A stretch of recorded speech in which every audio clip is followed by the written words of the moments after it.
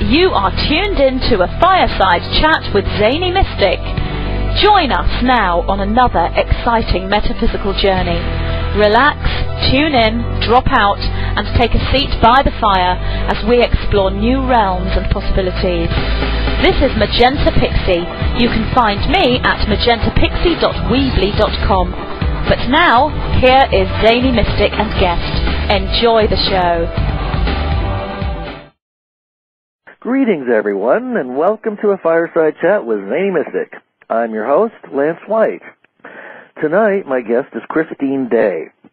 Christine is a spiritual teacher and leader, light worker, healer, and channeler who has been working throughout the United States and internationally for the last 15 years. She is the founder of Frequencies of Brilliance. Frequencies of Brilliance was channeled through her 20 years ago, along with the original Amane multidimensional body work. Her first book, Pleiadian Initiations of Light, now offers this work to the broad general audience and is based on her Frequencies of Brilliance. So let's welcome this Frequency of Brilliance to the show now. Hi, Christine. How are you? Hi, Lance. It's great to be on your show tonight. Oh, it's wonderful to have you. Well, I really enjoyed reading your book, and I got more than I bargained for. You have quite a story to tell. We can begin anywhere that you would like to begin, but I thought maybe we could go back as far back as you like to give everybody some background as to, you know, where you came from in regards to the healing work that you do today. I think it's a really important part of my work, really, is my background, because, you know, I had kind of a treacherous childhood, very much involved with cult ritual abuse, and I was given to the cult by my parents when I was 2, and in that process I got broken down, badly broken down, and my core aspect of myself was really non-existent. By the time I reached young adulthood, I'd really lost any sense of myself, and it led into my being an adult and just really being lost and really not having any sense of my own self. And by the age of 31, I was diagnosed with advanced systemic lupus and given a short time to live. And here I was in the hospital, the doctor's saying, well, you know, you've got a very short time. They'd kind of given me a couple of months at that time. And you know what, with the realization when I was told that, all I could feel was relief. And I realized, actually, I wanted to die. And then the next thought, which I feel was a very intuitive energy that came through at that time, was that I had created something to kill myself. And then I was actually excited by that thought because I really didn't believe I was capable of doing anything. You know, after losing my sense of myself all those years ago as a child. And so the next thought that came in was if I could create something to kill myself, I could create my own healing. And it was really like a light bulb went on in my head, and it was like, oh my God, okay.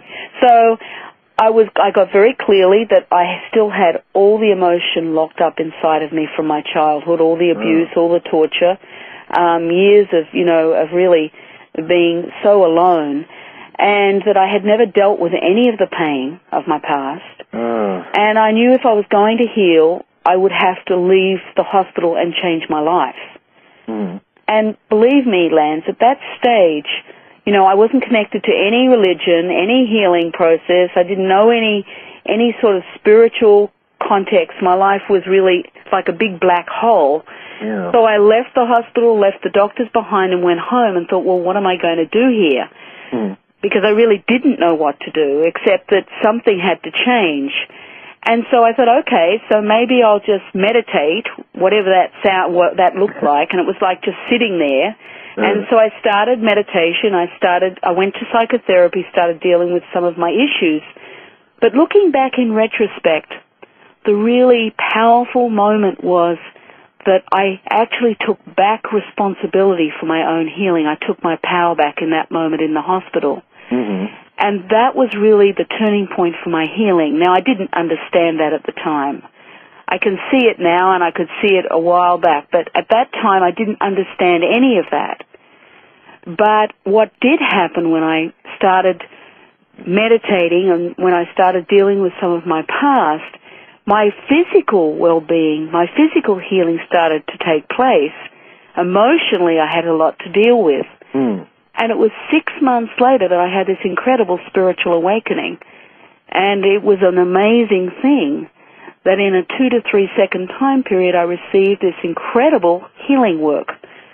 And it was as though I had studied something all my life and I knew it intimately. Wow.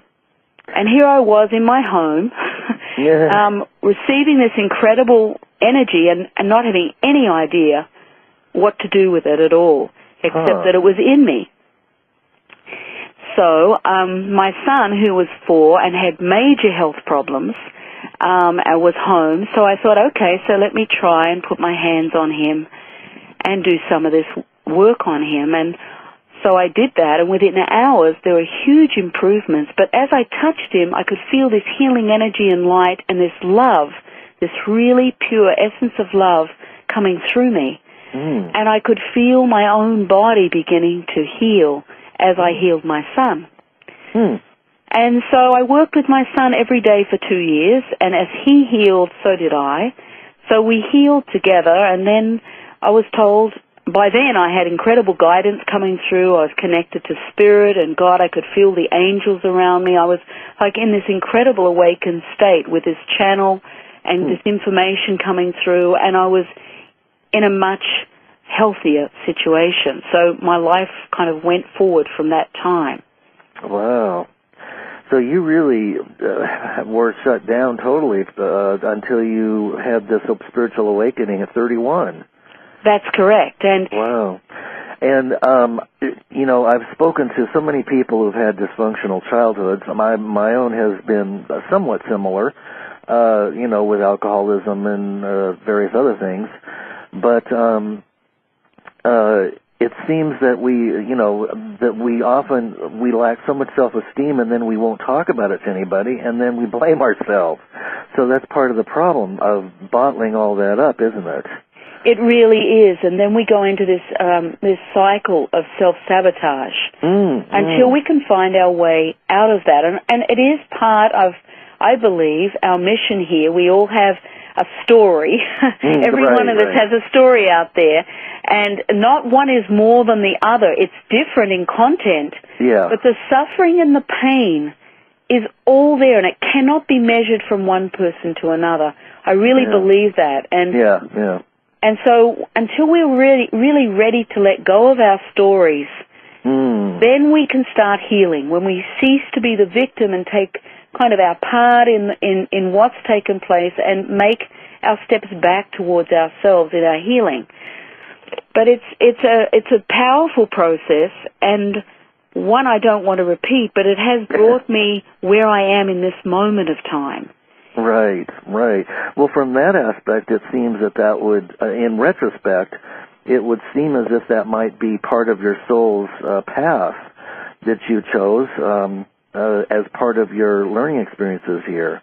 Absolutely. I had a memory of a number of years ago of what I had chosen to come in to experience, so that I could, you know, it's called the wounds of the healer. I mean, that's not an old, we know that little statement, and I think that when you have suffered, it allows you to really reach deep inside yourself and understand suffering and make your way back to being free within yourself, and then you can hold a space for many others to do the same. And I believe that's part of my path.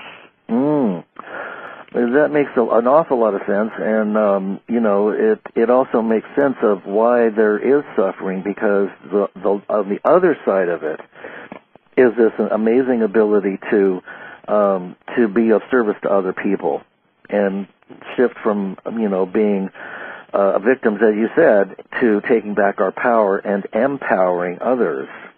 Well, you know, now is really the time when we're all, being given a grace period. There's a real lifting of the veils right now for the human beings on this planet. And part of my work is working with the Pleiadians, who I had no idea. They were actually the energies that brought this energy into me at that time with my awakening.